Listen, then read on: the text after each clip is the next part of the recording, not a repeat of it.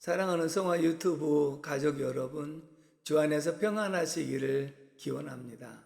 오늘은 당대와 후대가 풍족한 삶을 살아가는 비결에 대해서 말씀을 드리려고 합니다. 제가 결혼 주례할 때에 이런 예화를 말씀을 드렸습니다. 결혼이라고 하는 것은 하나님의 행복을 선물해 주시는 것이 아니라 행복의 씨앗을 선물해 주신다. 그 씨앗을 신혼 가정에 심고 싹이 나는 과정을 보면서 행복하고, 잎이 피는 것을 보고 행복하고, 꽃이 피고 열매를 맺는 전 과정을 보고 행복한 것이다.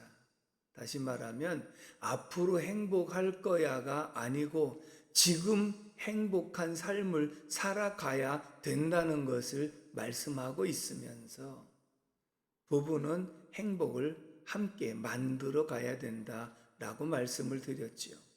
오늘 시편 92편에 보니까 우리 사람을 두 종류로 구별하여 말씀하셨는데, 하나는 악인이라고 표현을 했고 또 하나는 의인이라고 표현을 했습니다. 근데 악인은 들의 풀과 같다. 이 잡초는 더 무성하게 잘 자라서 왕성한 것 같지만 궁극적으로는 시들고, 그리고 영원히 멸망하게 된다. 그러므로 악인들이 하는 일에 대하여 부러워하지 말아야 된다라고 말씀을 하고 있고요. 의인에 대하여 말씀하시기를 뭐라고 비유했느냐면 종려나무와 백향목과 같다, 이렇게 표현을 했습니다. 이 성지에서 종려나무와 백향목은요, 정말 고든 나무로 잘 자라는 나무로, 또 귀에서 성전 건축에 쓰임받는 목재가 되고는 했습니다. 여기에 비유했다고 하는 것은 결국은 하나님께서 우리 의인들을 어떻게 관리하시느냐, 하나님의 집에다가 옮겨 심으며 하나님 뜰 안에서 자라게 하시는도다. 죄인 중에 괴수와 같은 모습을 주님께서 우리를 하나님의 집 뜰 안에다가 옮겨서 심음으로 죄인을 의인으로 바꿔 주신 줄로 믿습니다.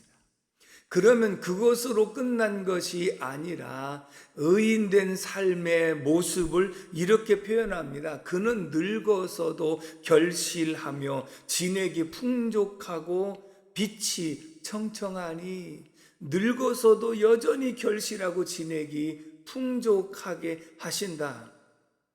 우리 그리스도인들이 해야 될 일이 있습니다. 하나님의 집에다가 옮겨서 심고 하나님의 뜰에다가 옮겨서 심은 젖붙임과 같은 모습이기 때문에 우리 일생 가운데 하나님의 집에서 이탈하지 않고 하나님에게서 떠나지 않는 삶을 살아간다면, 하나님께서 그 하나님의 집 안에서 잎이 청청하고 또 진액이 풍족하고 그리고 결실을 끊임없이 할 수 있을 것이다 라고 말씀을 합니다.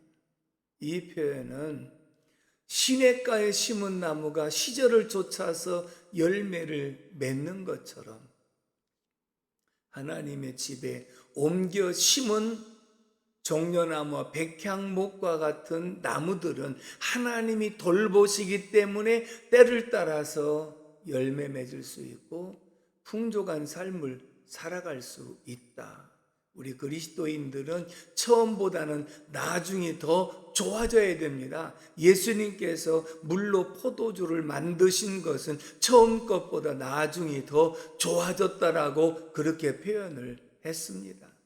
그러므로 오늘 우리들은 현재도 행복해야 되지만 앞으로도 행복한 것이며 주 안에서 당대와 후대가 더 풍족한 삶을 살아갈 수 있기를 주님의 이름으로 축복합니다. 감사합니다. 할렐루야.